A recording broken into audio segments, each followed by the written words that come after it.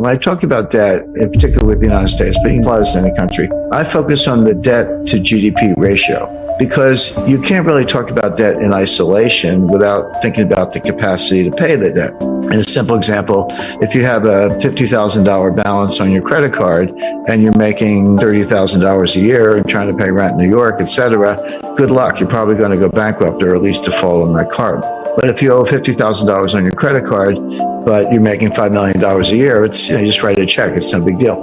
My point is, you can't look at $50,000 debt and decide if it's a problem or not unless you compare it to the income. And if it's too low, it's a problem. And if the income's high, not a problem. So that's why you use the debt to GDP ratio. The U.S. just hit $31 trillion national debt, almost all of it in the form of U.S. Treasury securities. Not all of it. There are other obligations, but mostly U.S. Treasury securities. Well, is that a problem or not? One way to answer the question is compare it to GDP. Do the ratio. The answer is that ratio is now a little over 130%. At the beginning of the Trump administration, it was 106%. So Trump and Biden together have taken up 25 percentage points from 106 to 131. What was it in 1980 when Ronald Reagan was elected? The answer is 30%. 30% is completely comfortable. That's like the person with the $50,000 debt who's making millions. No big deal. 50%, yeah, getting up there. Angela Merkel and all her years in Germany, and there's a lot of research to back this up, says that 60% was the limit. And that's what the Maastricht Treaty that created the European Union and the European Central Bank, that was their goal. They said, don't go over 60%. If you do, you're expected to take measures, raise taxes or, reduce debt or reduce spending, do something to get that back down under 60%. What's the critical threshold where, water turns to steam or water turns to ice or something changes in such a way that it's not the same? It's radically different, but it happens very quickly. The best research says the answer is 90%. When your debt to GDP ratio goes over 90%, your multiplier of an additional debt goes below 1. So just to put that in context, at 30%, if I borrow $1 and spend $1, I might get $1.30 of growth. Assuming you spend it wisely. That's a big condition, but you borrow $1 and spend $1 and get $1.30 of growth. Okay, the debt was productive if you put it to good use. That $1.30 gets smaller and smaller. As you get closer to 90%, it goes to $1.20, $1.10, $1.05. Past 90%, you borrow $1 and you spend $1 and you only get 95 cents of growth. You don't get your dollar back in terms of GDP. And then 90% and 85%, et cetera. So 90% is the critical threshold. The U.S. is at 131%. Highest in history, which means we are well past the point where you can borrow your way to growth, or you can borrow your way out of a debt crisis. And we were heading for a debt crisis. Now, debt crises of that magnitude, by the way, if you ask a separate question, say, well, who else is at that lunch table? Who else has a debt to GDP ratio of about 130% or higher? The answer is Lebanon, Greece, Italy. Those are your mates at the lunch table. That's where the United States is. Now, Daphne Kelton, she's the big brain of modern monetary theory. She's a professor at State University of New York. She says it doesn't matter. They always point to Japan. Japan is at 280%, way past any member of the peer group. China's probably higher. China's a little more opaque because they are, but also they don't have as much national debt. If you look at the national debt to GDP, it's modest, but they have an enormous amount of provincial debt, and the banking system is owned by the government or controlled by the government. When you throw in the bank debt, the state-owned enterprises, the provincial debt, and the government, so that's the real national debt. I was in south of Nanjing. They had these ghost cities. I went out to see them. They're real in the sense that, it's steel and glass and copper and cement and asphalt, and they got country clubs and hotels and luxury apartment buildings, etc. And then you look down the horizon, not too far, maybe 7-8 miles, there's another one. And then in the distance, there's another one. They're all empty. They're all empty. But you can create 20,000 jobs for 2 years if you do something like that, or 3 years or longer, but all that money's wasted. Well, that's kind of, tells you a lot about China. But the point being, it was all debt financed and a lot else besides. Daphne Kelton says it doesn't matter because you're borrowing in your own currency. So if you're Argentine and you borrow in dollars and you print pesos, how are you going to pay the dollars back unless you have, huge trade surpluses, which they don't. So they just default. Argentina is a serial defaulter and everyone expects that. If you borrow in dollars and you print dollars, which the United States does, They're like, what's the problem? Just print the dollars and pay the money back. Well, that's true.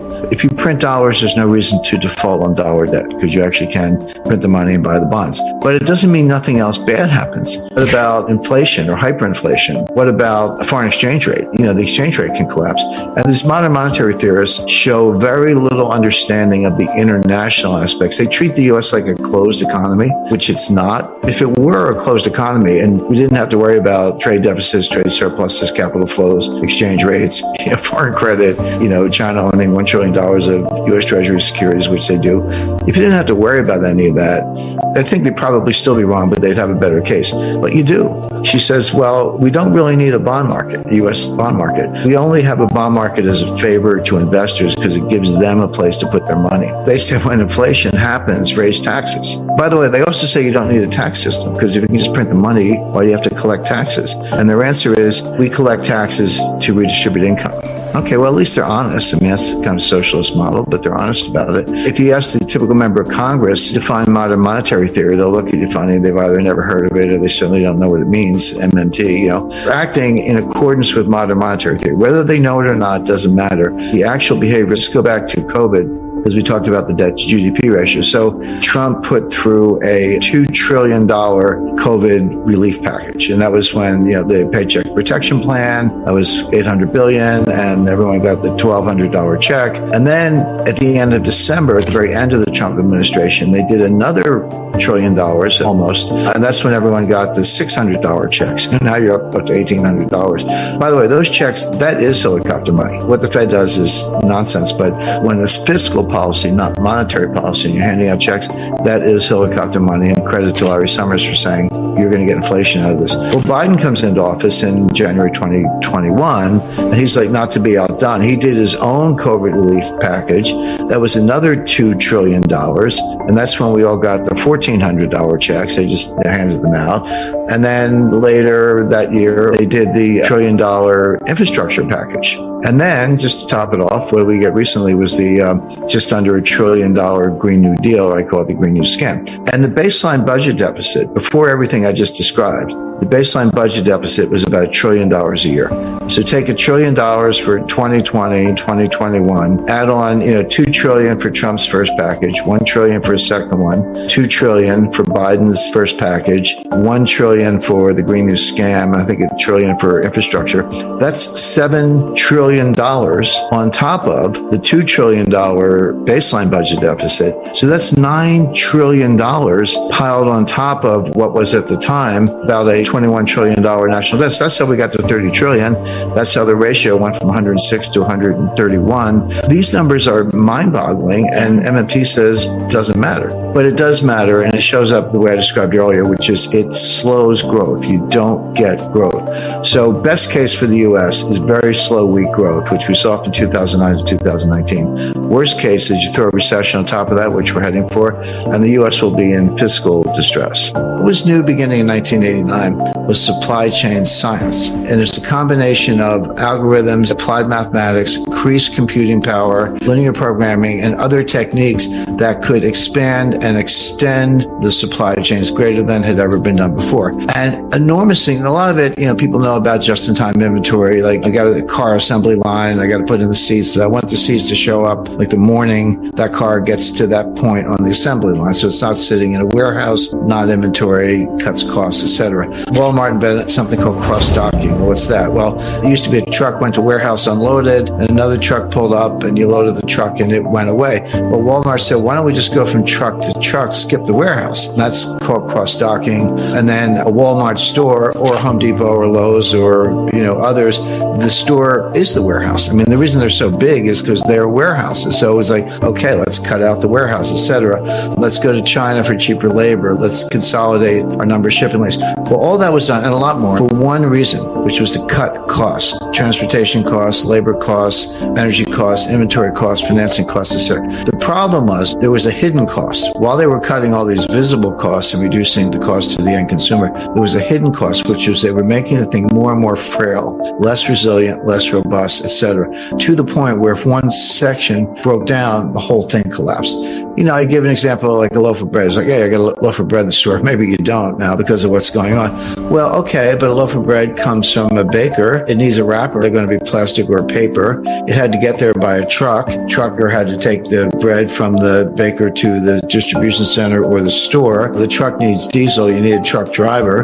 Someone's got to make the truck. Let's go over to the baker. Baked it in an oven. Where'd the oven come from? Where did the manufacturer get the tempered glass and steel to build the oven? And you need energy to run the oven. And by the way, where did the baker get the flour? Got it from the mill. Where did the mill get it? They got it from a farmer who grew the wheat. It also had to be transported by train or truck from the farm to the mill. And then the farmer needs a tractor and diesel and harvesters and, by the way, nitrogen fertilizer, which comes from Russia, etc. So the point being, there's an immense supply chain in a loaf of bread. When you go through, wrapper, baker, ingredients, wheat, farmer, transportation, et cetera, and every link in that supply chain has its own supply chains of, where trucking firms get the truck drivers, et cetera. And I came to the conclusion that the supply chain is not part of the economy. The supply chain is the economy. There's nothing you can think of that doesn't have a supply chain behind it. Now, that's true. And then you stretch these things immensely to cut costs. You've created enormous fragility. And give you a real concrete example. Germany's a major car manufacturer. You got Volkswagen, Audi, Porsche, and BMW, and others. There's several hundred miles of wire in a car, with all the controls and hydraulics, electronics, etc. You can't just throw the wires all over the car. There are conduits. There are plastic conduits that they install, and then they run the wires through it to wherever they need to go. Those conduits are made by a firm in Ukraine. Well, Ukraine's got a few problems right now, including war, and they can't get them. So BMW and Volkswagen had to shut down assembly lines for sophisticated automobiles, not because they couldn't get chassis or leather seats, because they couldn't get this plastic part. Because you got to put that on first, so you run all the wires through it. Okay, so war in Ukraine is a big subject in and of itself, but for the lack of a plastic part, a conduit, you had to shut down major automobile assembly lines in Germany. I could give 100 examples, but the point is, in the name of efficiency and lowering costs, we've created enormous fragility, and now it's all breaking down, and it's going to be a big job, 5 to 10 year job to put it back together. And then it kind of feeds on itself. It's what happens when systems like this broke down. So, for example, I like a particular brand of salsa, I like hot sauce. This is a real story. This happened. I go to the supermarket and there's none on the shelf. They don't have it. I go back the second time, they don't have it. I go back the third time, they got it in a case. There's a whole case. But I usually buy 2 jars. Well, now I buy 10 jars because I'm like, well, I don't know what's going to happen the next time. Maybe they won't have it. That's called safety stock. You buy some extra inventory. So I pay for that out of my pocket, but it's on the shelf behind me here. But the point is, I'm financing safety stock in my own house because I can't rely on the store to have it in the back room. Well, what does that do to the next person who wants hot sauce? They don't get any because I took it all. And same thing happens to me in some other product. And everyone's doing the same thing. So you can call it hoarding. You can criticize it. It is inefficient and it costs money, but that's how people react to real supply chain shortages, which of course only makes it worse because now, who knows when the next shipment of hot sauce is coming in. I talked to the guy who probably the single most responsible individual for the creation of the modern supply chain. He said, Jim, you have to understand, it took us 30 years to build this. It took 3 years to blow it up. It's not coming back overnight. It's going to take 5 or 10 years or longer to create the new supply chain. So what I describe is what I call a college of nations. We're still going to have a supply chain. We always will, but it'll be like a club. And to get in this club, you're going to have to be a democratic, liberal society. I don't mean the politics. I just mean those in the political science sense or the political philosophy sense. But it would be, for example, United States, Canada, New Zealand, Australia, Japan, Western Europe, UK, probably India, and other countries around the world, probably Brazil. But there'll be countries with shared value, good rule of law, good concern for humanitarian issues, etc., who will trade with each other. But it won't include China. Russia will be, maybe they're in the penalty box, but China will definitely not be in it. China will have to construct its own club, whatever you want to call it. That would include, resource suppliers in Africa and maybe outsourcing in South Asia. And there'll be some people who kind of play both sides, and that's fine. But people say the U.S. is decoupling from China, which is true, but China is decoupling from the U.S. This is a second nasty divorce, but both sides want out. So what does that mean? It means that relative to some base costs will be higher because Chinese have a lot they do is repugnant, but they are the manufacturing hub of the world. That's true. It'll be more expensive to do it without them, but it'll be worth it. And the way I look at it, the delta, the extra costs that we might pay at the store, that's like buying insurance. You buy insurance on your house, you don't want anything bad to happen. But when you write the check to the insurance company, you don't think you're wasting your money. You think that's money well spent, and heaven forbid if something does happen, you're covered. Well, it'll be the same thing in supply chain 2.0. Things might be a little more expensive, but will be much more resilient, much more robust. I can give you concrete examples because I can tell you the theory all day long, but I think the examples are much more meaningful. So Taiwan Semiconductor Manufacturing Corporation, biggest and most sophisticated semiconductor manufacturer in the world, based in Taiwan, obviously, just announced two $10 billion plus fabrication plants that they're building in Arizona. And so there's $30 billion plus going into new fabs, semiconductor fabrication plants, brand new, state of the art. It's going to take 3 to 5 years to build in Oregon and Arizona. Why aren't they building in Taiwan? Well, because Taiwan's in the crosshairs of China. And there's something called the U.S. military has a doctrine, they call it the broken nest theory. If China invades Taiwan, either the Taiwanese or the U.S. or both are going to burn Taiwan Semiconductor to the ground. They're going to destroy it because they don't want it to fall into the hands of the Chinese communists. Taiwan knows that. Like, okay, we have one step ahead of the shoe shine. We're going to build new plants in the U.S. This is a concrete example of what I'm talking about, where we're still going to have semiconductor supply chains. They're going to have to get silicon and other